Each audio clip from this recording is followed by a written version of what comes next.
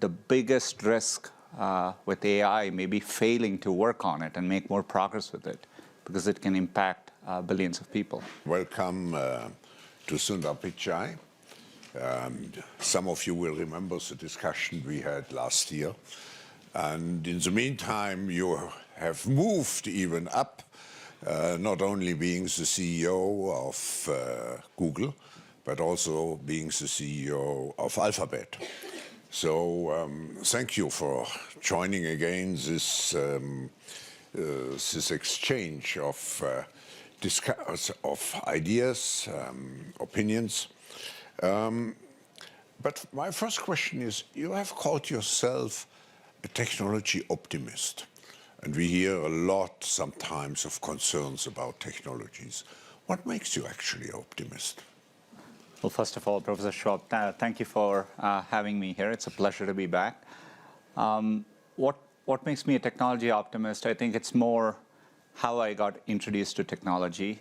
Growing up, I think I had to wait for a long time. I would hear about things, but I had to literally wait before I got my hands on either a telephone or a television. And each thing, when it came into our household, I discreetly remember how it changed our lives. The television allowed me access to world news, football and cricket, which I'm passionate about. So I always had this, first-hand experience of how gaining access to technology changes people's lives. Later on, I was inspired by the One Laptop Per Child project, this goal to give $100 laptops to every child. They quite didn't get there, but I think it was a very inspiring goal and made a lot of progress in the industry. And later, we were able to make progress with Android. Each year, we bring hundreds of millions of people, and they get access to computing for the first time. We do this with low-cost, affordable Chromebooks. And seeing the difference it makes in people's lives, I think gives me great hope for the path ahead. Yeah. And more recently with AI, just in the last month alone, we have seen how AI can clearly help doctors better detect breast cancer with more accuracy.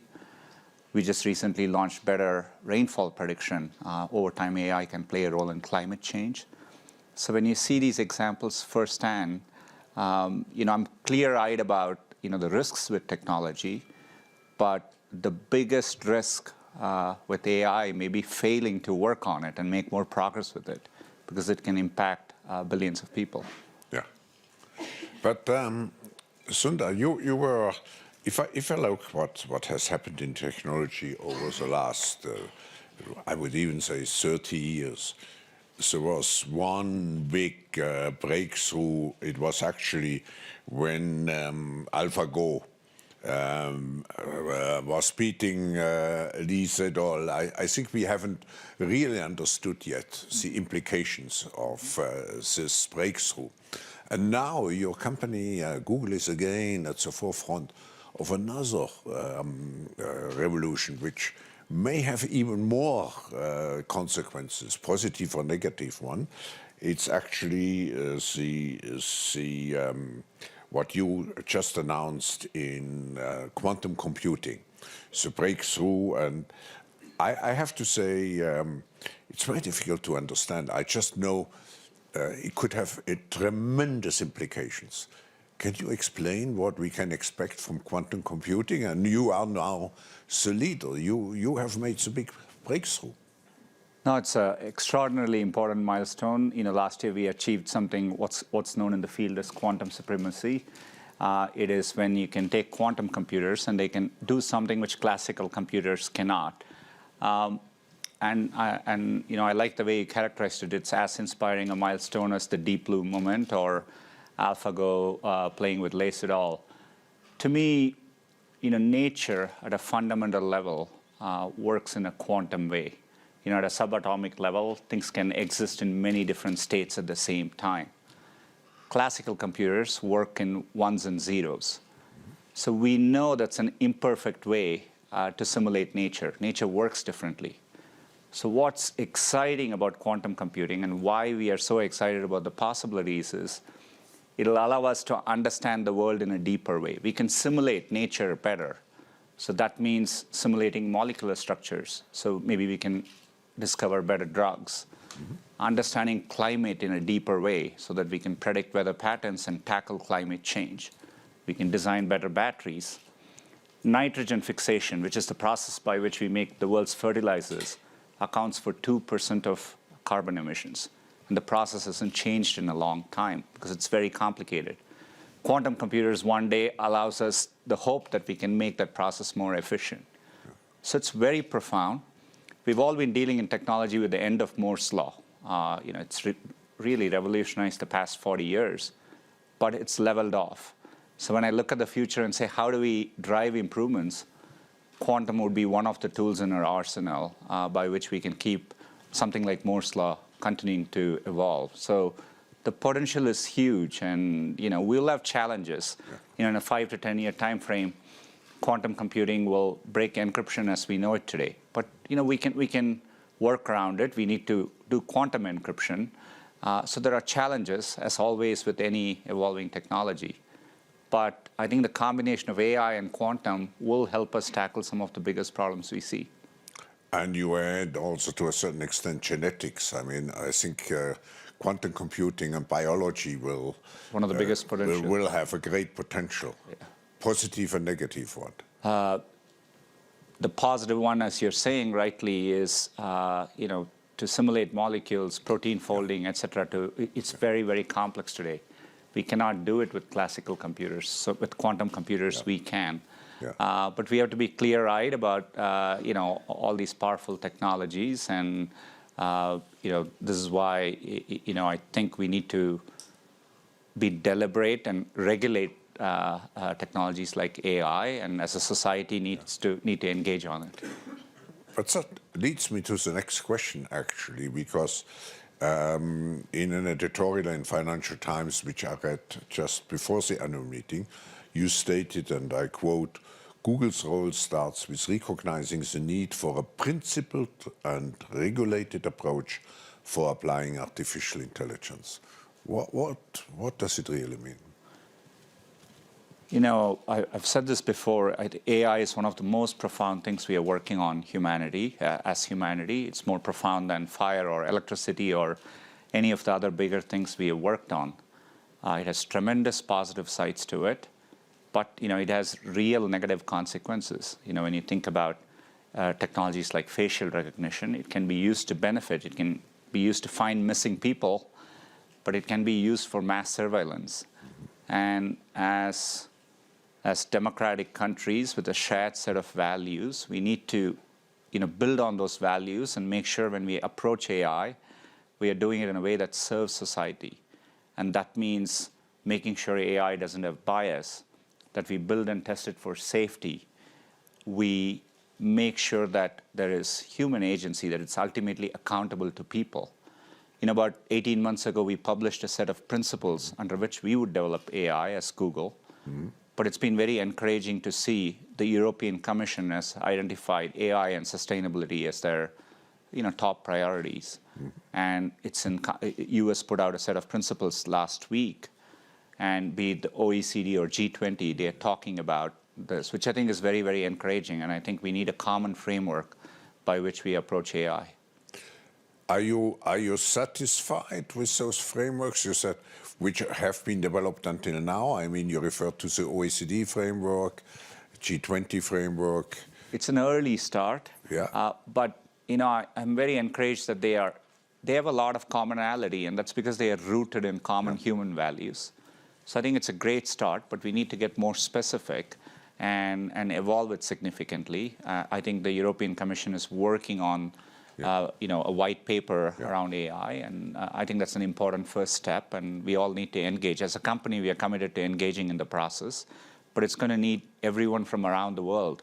AI is no different from climate. You can't get safety by just having one country or a set of countries working on it. You need a global framework to arrive at a safer world there. But Sundar, you emphasize a global framework now. The question is, how much is actually China engaged into those efforts? And don't you see the danger of the two circles, and that at the end we end up with two different frameworks. One which is more coming out of Beijing, and one which is developed inside the OECD concept. I think there is concern that we could, bifurcate here, but I think it's important not to do so. I'm optimistic because just like in climate, I think there's more alignment. We have things like the Paris Agreement. The world comes together because everyone shares the climate in which the Earth, how it affects the Earth. And so I think that's true for AI. So down the line, I think there'll be a common gravitational pull, regardless of who you are, to try and converge. Otherwise, you won't be able to achieve peace and prosperity. So I think there'll be a gravitational pull. No, we need it. And actually, the forum with its Center for the Fourth Industrial Revolution is trying to bring the parties together. Now, I changed for a moment the subject, and when you look at the GDPR, the California Data Privacy Act,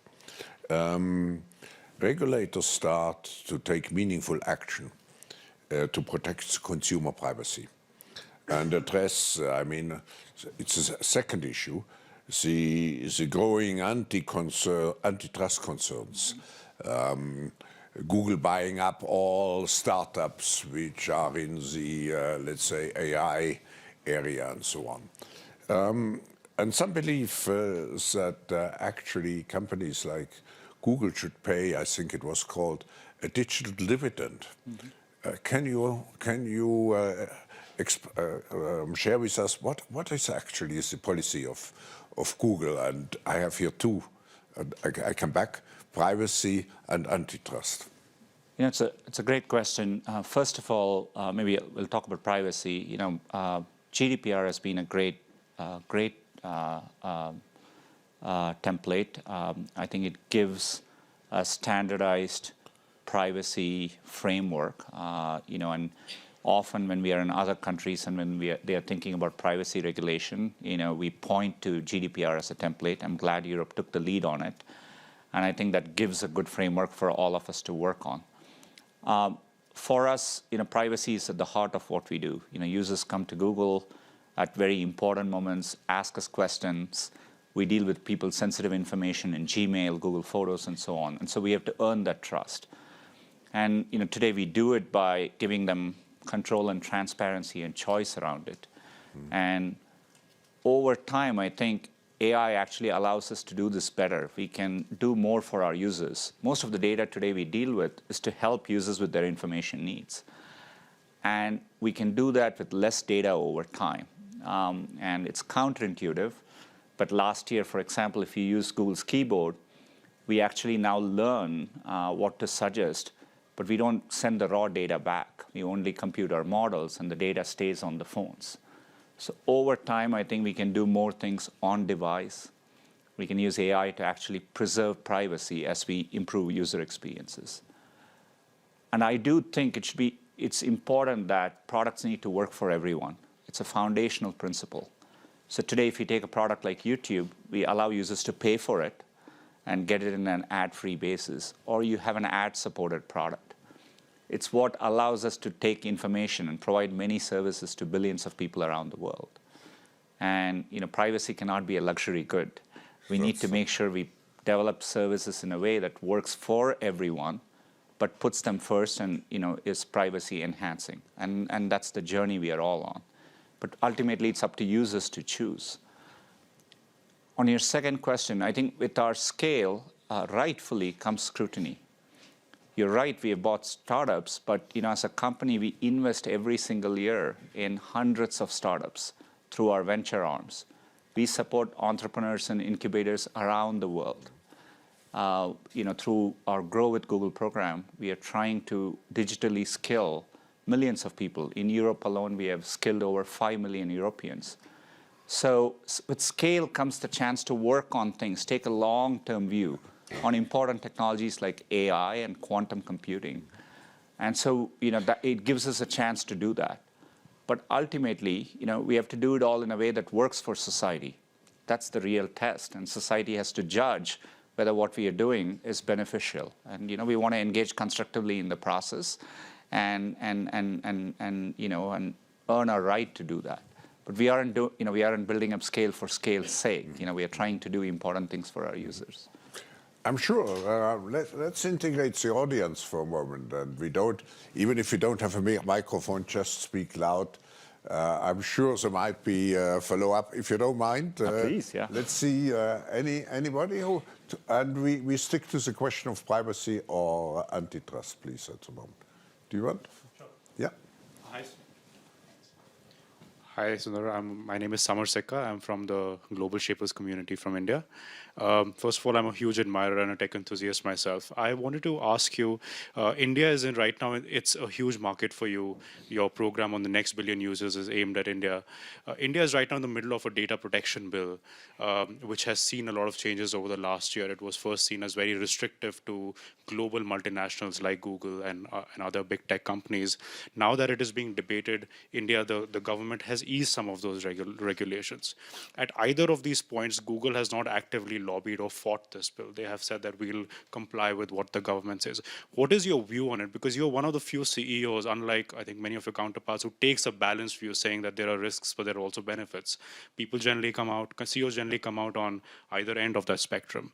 What would you like to see come out of the data protection bill, where the next billion users in India could benefit, but Google could also sort of move towards its vision?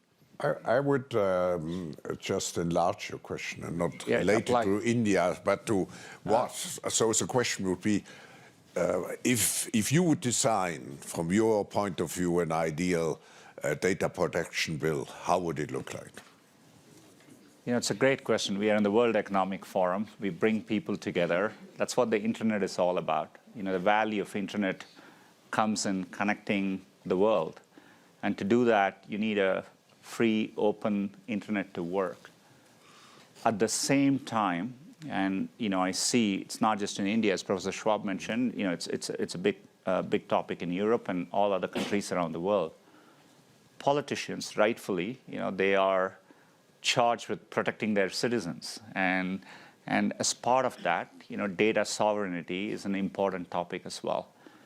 But it is inherently a balance, right? And I think countries need to focus on the highest risk areas and maybe add protections around it. But you want to, help preserve a common internet. Even in India, for example, if you take a product like YouTube, many creators in India, more than 50% of their views come from outside of India.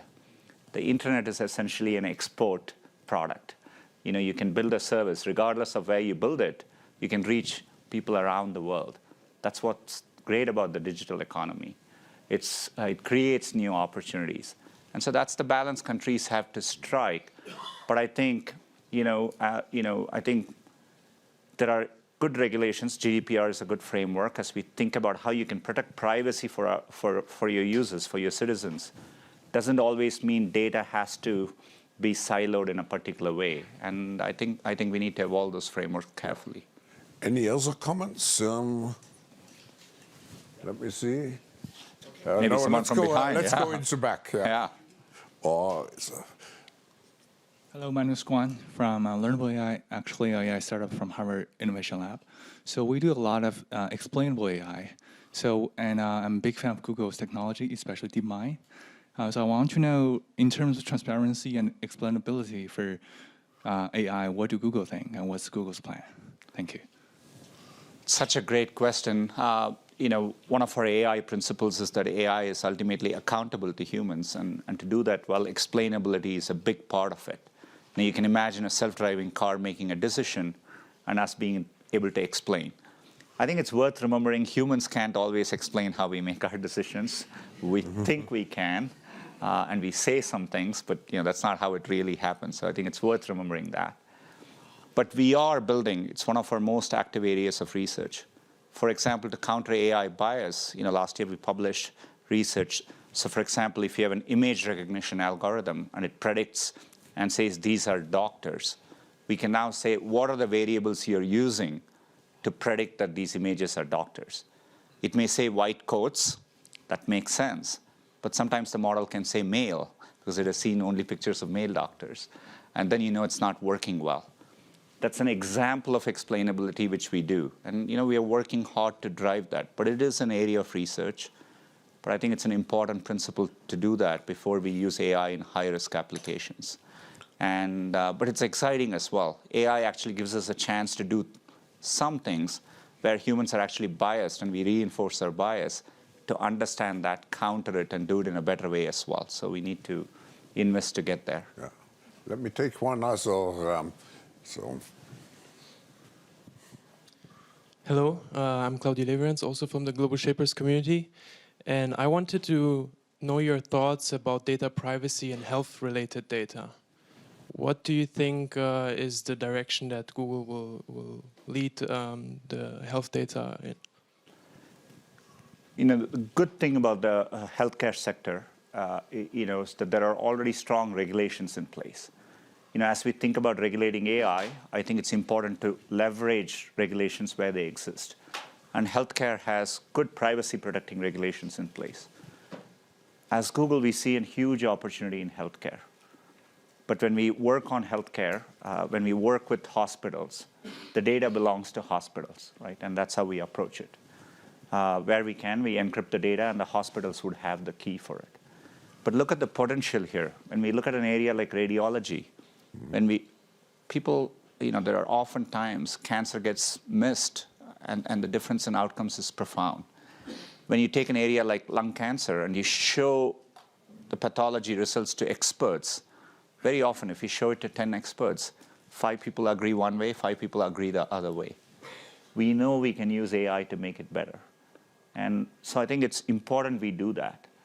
But I think these are areas in which you have to do it with privacy in mind. I'm encouraged that there is strong privacy protecting regulation already in place, which gives us a framework to do it well. But I think healthcare offers the biggest potential, I think, over the next 5 to 10 years to really improve outcomes. And so we are committed to doing that. The forum is working together with the Japanese government to address this issue, to find the right balance between privacy and access to the data.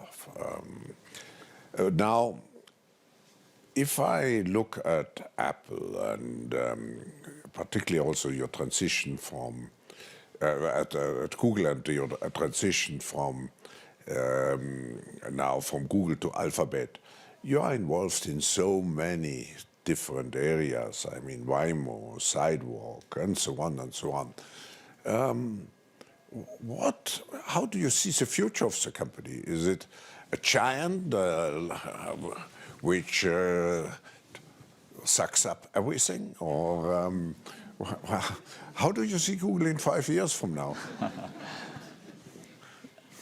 Look, we know we will do well only if others do well along with us. That's how Google works today. Through search, we help users reach information they want, including businesses, and businesses grow along with search. In the US alone last year, we created $335 billion of economic opportunity, and that's true in every country around the world. We think with Alphabet there is a real chance to take a long-term view and work on technology which can improve people's lives. But we won't do it alone. In many of the other bets which we are working on, where we can, we take outside investments. Yeah.